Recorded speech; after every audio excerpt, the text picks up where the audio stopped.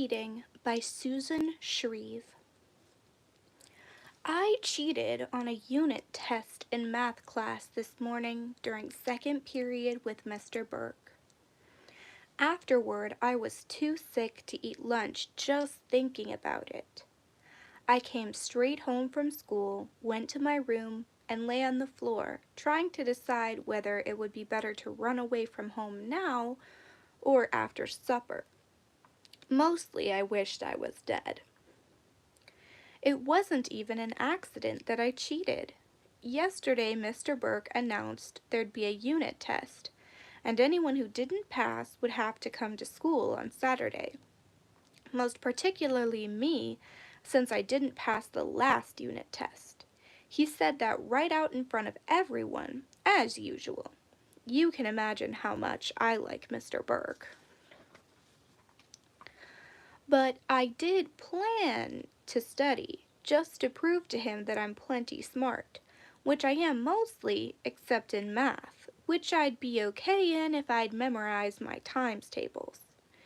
Anyway, I got my desk ready to study on since it was stacked with about 2 million things.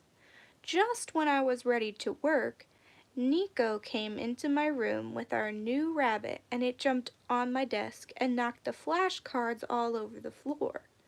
I yelled for my mother to come and help me pick them up, but Carlotta was crying as usual, and Mother said I was old enough to help myself, and a bunch of other stuff like that, which mothers like to say.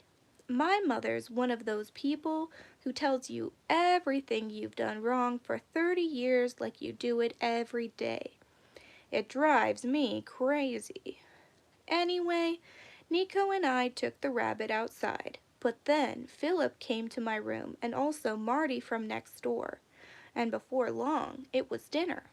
After dinner, my father said I could watch a special on television if I'd done all my homework. Of course I said I had. That was the beginning. I felt terrible telling my father a lie about the homework, so I couldn't even enjoy the special. I guessed he knew I was lying and was so disappointed he couldn't talk about it. Not much is important in our family. Marty's mother wants him to look okay all the time, and my friend Nathan has to do well in school, and Andy has so many rules he must go crazy just trying to remember them. My parents don't bother making up a lot of rules, but we do have to tell the truth, even if it's bad, which it usually is. You can imagine how I didn't really enjoy the special. It was 9 o'clock when I got up to my room, and that was too late to study for the unit test. So I lay in my bed with the light off and decided what I would do the next day when I was in Mr. B's math class, not knowing the 8 and 9 times tables. So, you see, the cheating was planned after all. But at night, thinking about Mr. B, who could scare just about anybody I know, even my father, it seemed perfectly sensible to cheat. It didn't even seem bad when I thought of my parents' big thing about telling the truth. I'd go into class jolly as usual, acting like things were going just great and no one, not even Mr. B, would suspect the truth. I'd sit down next to Stanley Plummer. He is so smart in math it makes you sick. And from time to time I'd glance over at his paper to copy the answers. It would be a cinch. In fact, every test before I had to try hard not to see his answers because our desks are practically on top of each other. And that's exactly what I did this morning. It was a cinch. Everything was okay except that my stomach was upside down and I wanted to die. The fact is, I couldn't believe what I'd done in cold blood. I began to wonder about myself. Really wonder. Things like whether I would steal from stores or hurt someone on purpose or do some other terrible thing I couldn't even imagine. I began to wonder whether I was plain bad to the core. I've never been a wonderful kid that everybody in the world loves and thinks is swell like Nico. I have a bad temper and I like to have my own way and I argue a lot. Sometimes I can be mean, but most of the time I've thought of myself as a pretty decent kid. Mostly I work hard, I stick up for little kids, and I tell the truth. Mostly I like myself fine, except I wish I were better at basketball. Now, all of a sudden, I've turned into this criminal. It's hard to believe I'm just a boy, and all because of one stupid math test. Lying on the floor of my room, I begin to think that probably I've been bad all along. It just took this math test to clinch it. I'll probably never tell the truth again. I tell my mother I'm sick when she calls me to come down for dinner. She doesn't believe me, but puts me to bed anyhow. I lie there in the early winter darkness, wondering what terrible thing I'll be doing next when my father comes in and sits down on my bed. "What's the matter?" he asks. "I've got a stomach ache," I say.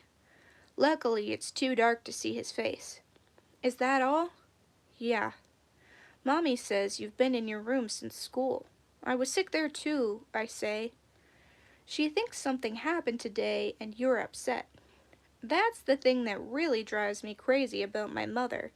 She knows things sitting inside my head, same as if I was turned inside out. "Well," my father says. I can tell he doesn't believe me. "My stomach is feeling sort of upset," I hedge. "Okay," he says, and he pats my leg and gets up. Just as he shuts the door to my room, I call out to him in a voice I don't even recognize as my own that I'm going to have to run away. "How come?" He calls back, not surprised or anything. So I tell him I cheated on this math test. To tell the truth, I'm pretty much surprised at myself. I didn't plan to tell him anything. He doesn't say anything at first, and that just about kills me. I'd be fine if he'd spank me or something. To say nothing can drive a person crazy. And then he says I'll have to call Mr. Burke. It's not what I had in mind.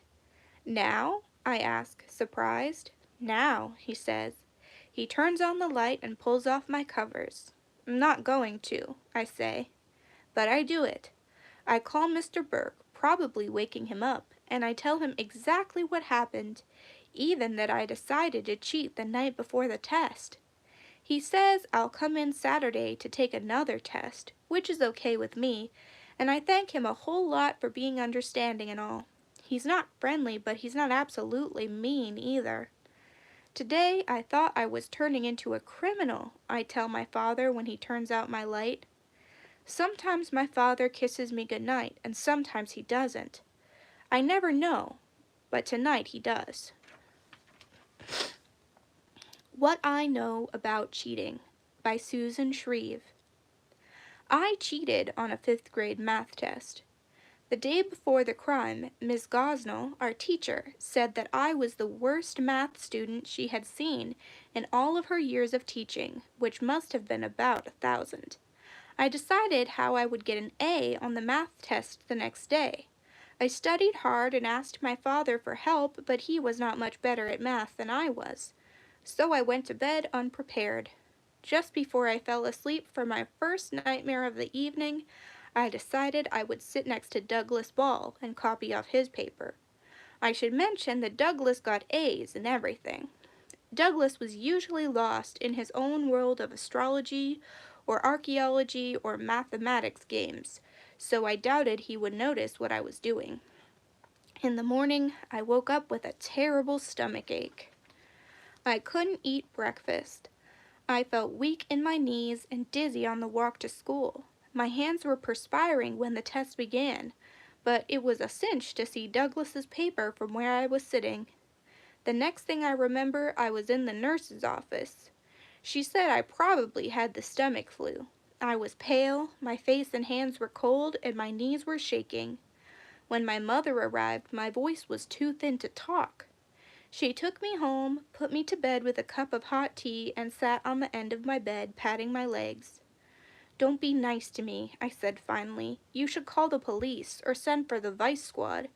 And then I told her what I had done. She told me that she was proud of me for telling the truth, and certainly my being sick as a dog was sufficient punishment.